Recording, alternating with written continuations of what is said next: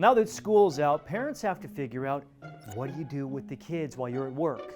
Or do you? And how do you know when your kids are okay to be left home alone?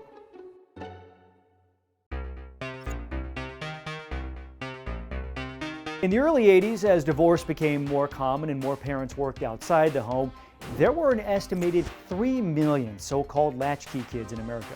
It's hard to find accurate statistics for 2019, but it certainly seems like attitudes towards that have changed. There was the mom in Maryland who was arrested for letting her 10 and 6-year-old walk to the park alone, and a bunch of other stories like that as well.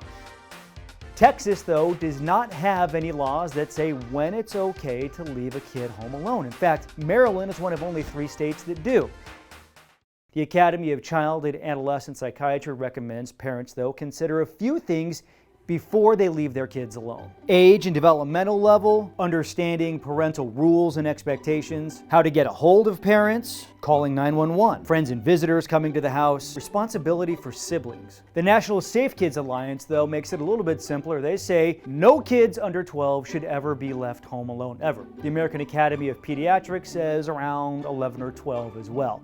They also recommend, though, doing a trial run where you leave the house for a short time, but you stay close by in case something happens.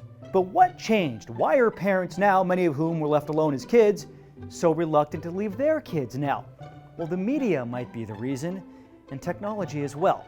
Thanks to the internet, we now get news from all over the world, and some experts say that before the internet, parents were much less likely to hear about a kidnapping or something horrible that happened unless it happened in their town. So now, the world seems much more dangerous than it did back then. But we want to know what you think. How old were you when you were first left at home alone? If you have kids now, how are you planning on handling it now? And if you're a parent of older kids, how did you know when your kids were ready? Let us know in the comments below, but please keep it civil.